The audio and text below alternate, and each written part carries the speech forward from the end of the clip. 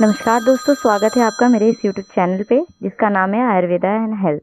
मैं ज्योति मौर्य आज आपसे डिस्कस करने वाली हूँ शरीर में वात, पित्त और कफ।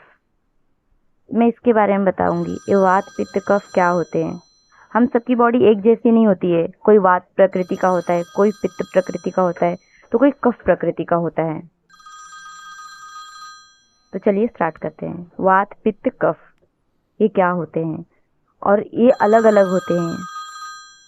दुनिया में बहुत ही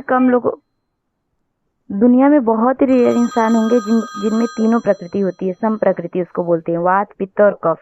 नहीं तो अक्सर आप वात, पित्त या कफ ऐसी प्रकृति के पाओगे जिनमें वात होता है, कोई पित्त प्रकृति होता है, कोई कफ प्रकृति होती है।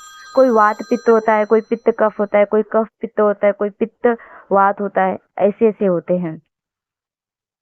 जो वात प्रकृति के होंगे तो आप देखोगे अक्सर वो बहुत पतले होते हैं। जो पित्त प्रकृति के होंगे उनको देखोगे ज़्यादा तीखा तली भुनी चीज़ें नहीं खा पाएंगे। और जो कफ प्रकृति के होते हैं उनको थोड़ी गर्म वाली चीज़ें चाहिए रहती है।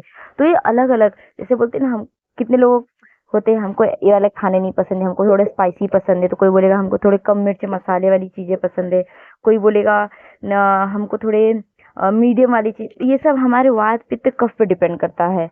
तो अलग अलग लोग, अलग अलग तरीके के लोग होते हैं। ये नहीं कि सबको एक ही जैसा चीज, एक ही जैसी खान पान पसंद रहते हैं। क्यों अलग अलग होते हैं? क्योंकि हमारी प्रकृति अलग अलग होती है। तो वो कौन सी होती है? वात, पित्त, कफ। हमारी बॉडी में तीन ही होती है, वात, पित्त, कफ। अगर ये तीन खराब तो इंसान खराब, तो इंसान को कोई नहीं बचा सकता। और अगर ये तीन बने रहते हैं तो समझो इंसान चंगा है।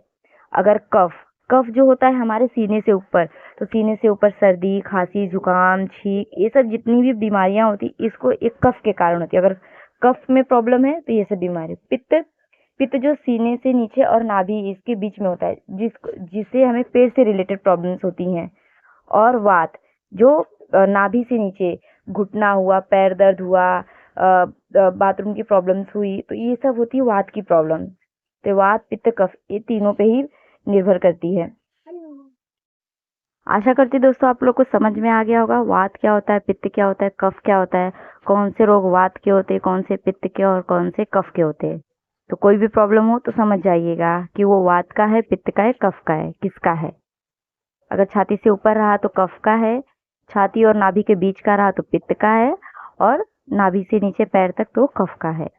इस प्रकार वात, पित्त, कफ की प्रकृति उसके रोग होते हैं। इसके बारे में मैं और भी आगे डिटेल्स वीडियो बनाऊंगी।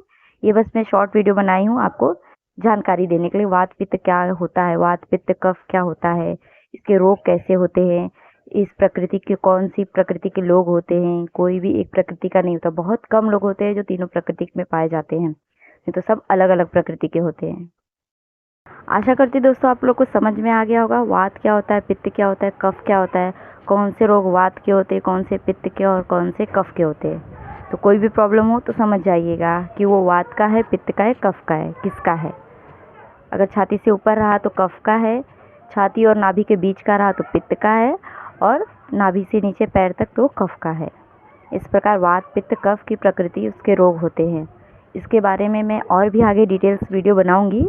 ये बस मैं शॉर्ट वीडियो बनाई हूँ आपको जानकारी देने के लिए। वात, पित्त क्या होता है, वात, पित्त, कफ क्या होता है, इसके रोग कैसे होते हैं, इस प्रकृति के कौन सी प्रकृति के लोग होते हैं। कोई भी एक प्रकृति का नहीं होता, बहुत कम लोग होते हैं जो तीनों प्रकृति में पाए जाते हैं, नहीं तो सब अलग अलग प्रकृति के होते हैं।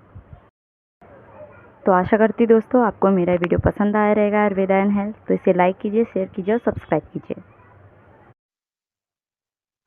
और कमेंट में अपने सुझाव ज़रूर दीजिए। Thank you.